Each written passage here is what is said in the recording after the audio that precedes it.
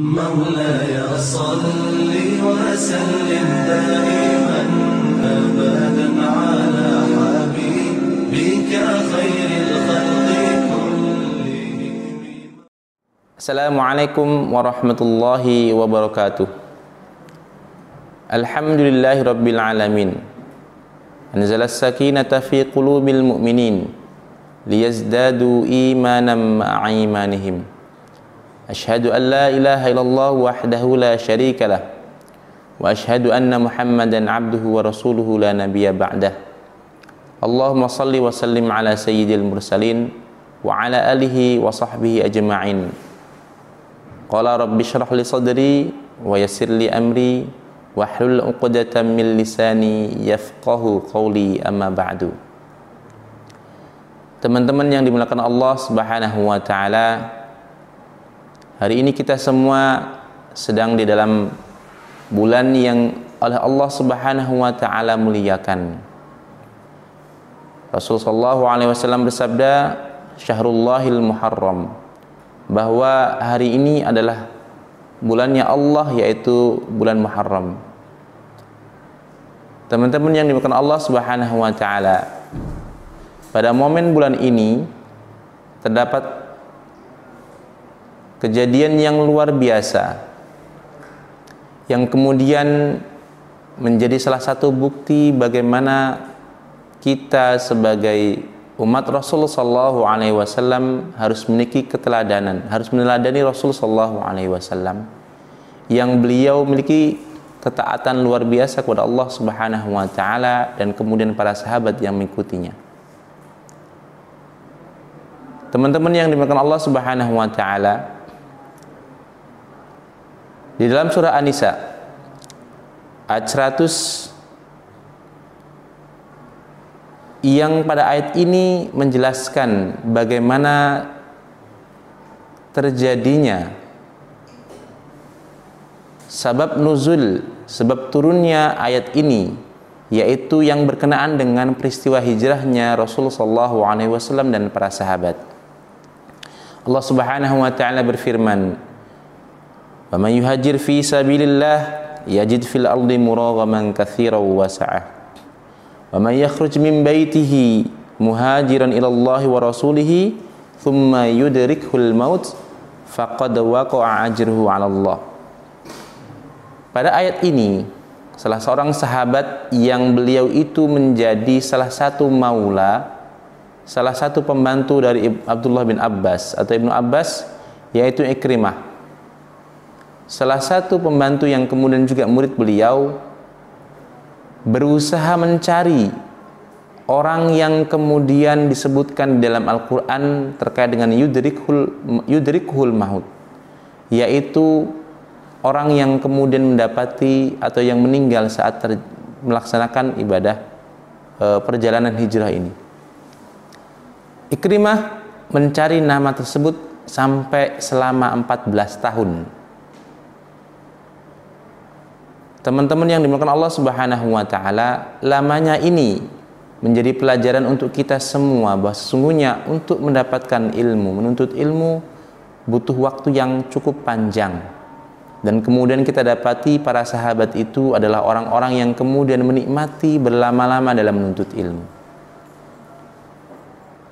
Disebutkan dalam ayat ini bahwa ada seorang sahabat yang tidak cukup terkenal dibandingkan dengan sahabat-sahabat lain dari sahabat Rasulullah SAW seperti Abu Bakar, Umar, Uthman, Ali dan lain sebagainya, yang kemudian Allah Subhanahu wa taala abadikan dalam ayat ini.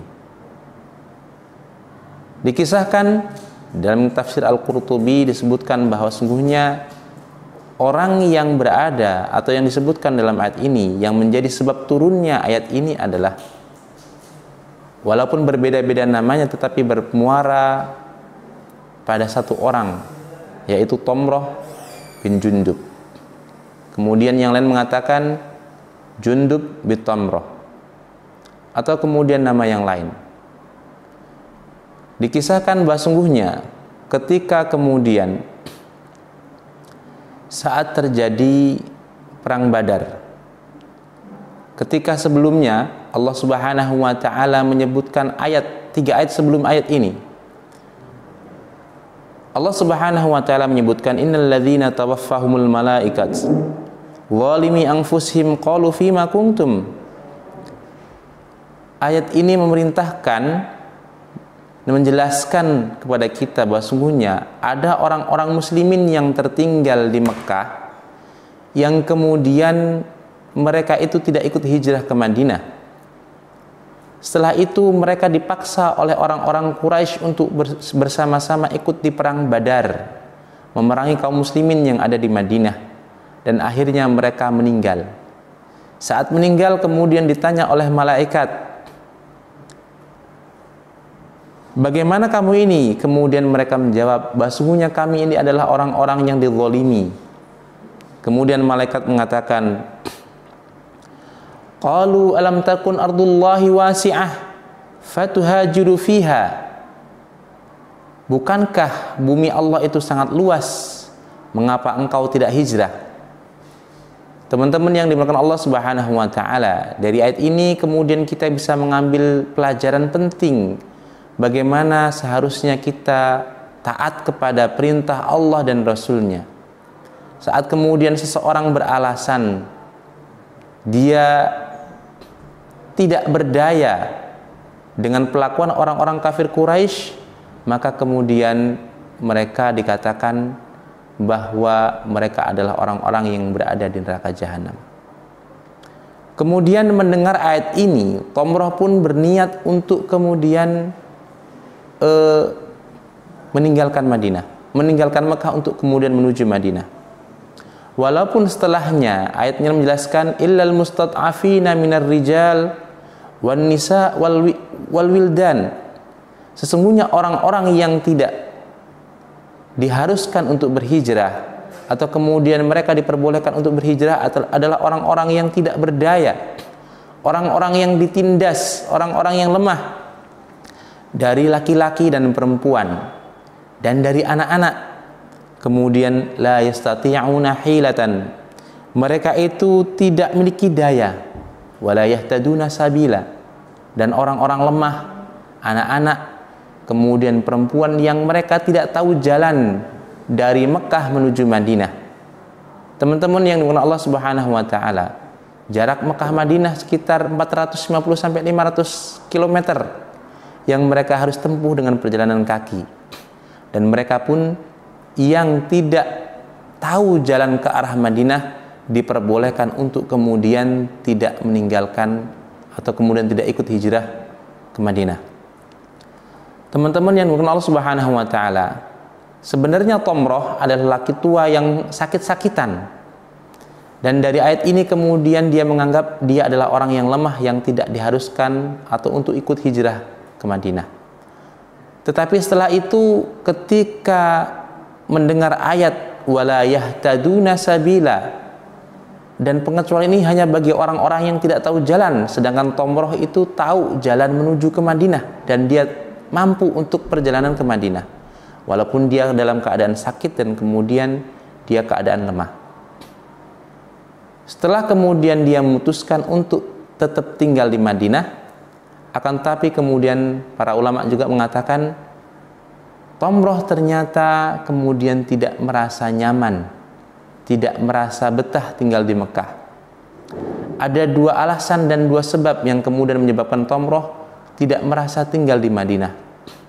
Yang pertama adalah bagaimana bayangan saudara-saudaranya, orang-orang yang telah hijrah ke Madinah dan kemudian mendapatkan kesenangan di Madinah, berbahagia dengan kedamaian, berbahagia dengan ukhuwah yang ada di sana. Maka kemudian ia ingin sekali untuk ikut hijrah ke Madinah.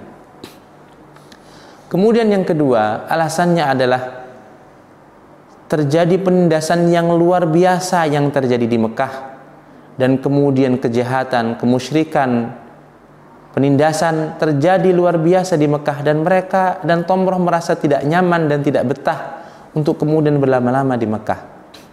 Maka kemudian Tomroh akhirnya memutuskan untuk meninggalkan Mekah.